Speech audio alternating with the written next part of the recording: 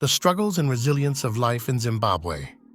Being Zimbabwean comes with a unique set of challenges that often make life feel like a never-ending struggle, and outsiders who know about the country's situation tend to view it as a tragic case of wasted potential.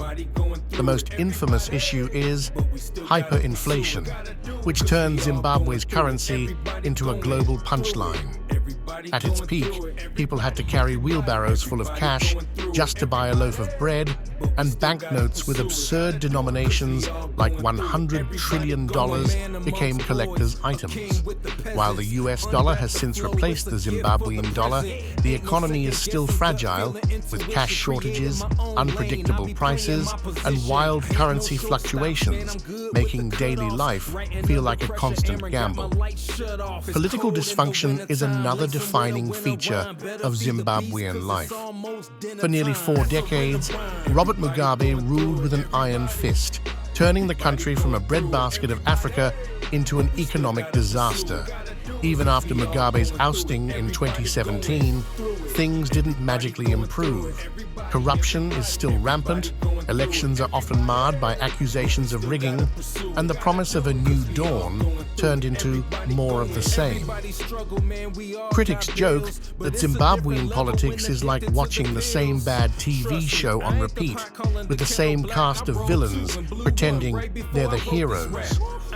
Protests are met with police brutality, and dissenters often disappear mysteriously, so people have learned to stay quiet or risk becoming the next headline. Unemployment is another crushing reality, with joblessness affecting most of the population. The hustle culture in Zimbabwe isn't about side gigs or passion projects, it's about survival. If you aren't selling airtime, trading forex, or running a backyard poultry farm, you might be stuck in the infamous informal sector, hustling just to afford basics like mealie meal, cornmeal, and cooking oil. Education is prized, but a degree often amounts to nothing because there simply aren't enough jobs, leading to the joke that Zimbabweans are the most educated vendors in the world. This brain drain means skilled workers leave for countries like South Africa, the UK, or Australia, draining Zimbabwe of its brightest minds. The infrastructure situation doesn't help. Power cuts, locally called load shedding, can last for days, so Zimbabweans have had to master the art of cooking with firewood and charging phones at work. Water shortages are just as bad, with taps running dry for weeks, forcing people to rely on unsafe borehole water. The roads are a maze of potholes, often joked about as mini-dams, and public transport is a chaotic mess of overcrowded minibus taxis, combis, that drive like they're auditioning for an action movie. The internet is slow and expensive, and since power cuts are unpredictable, you can forget about binge-watching Netflix or attending uninterrupted Zoom meetings. Healthcare in Zimbabwe is another ongoing nightmare. Public hospitals often have no medicine, no doctors, because they're on strike or have emigrated, and no equipment. If you need surgery, you might be asked to bring your own gloves, needles, and even bandages. Private healthcare exists, but it's so expensive that most people can't afford it, so you end up stuck between suffering at home or going to an overcrowded public clinic where you might leave sicker than when you arrived. When COVID-19 hit, the health system crumbled even further, exposing just how little support citizens actually have. Then there's the daily cost of living, which is a never-ending crisis. Prices for groceries change daily due to inflation, and basic commodities like sugar, cooking oil, and fuel become scarce overnight.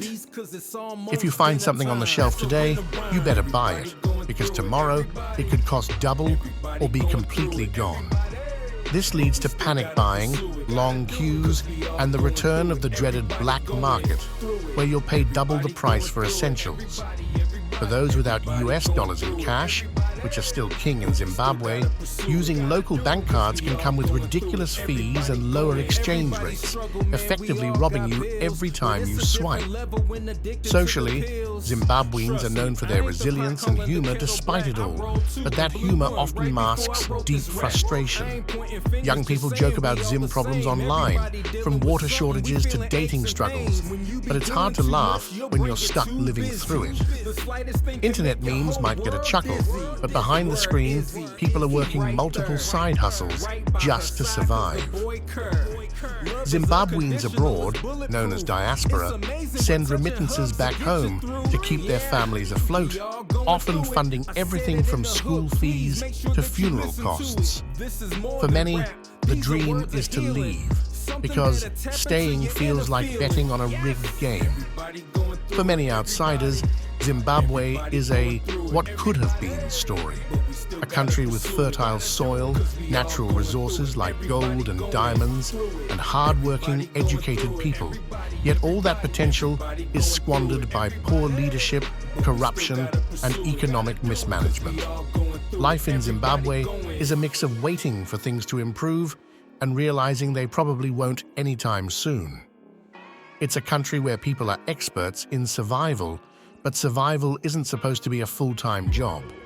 So while Zimbabweans are admired for their patience and perseverance, it's hard to ignore the fact that living there often feels like a slow, never-ending test of endurance, one where you're somehow expected to keep smiling through it all.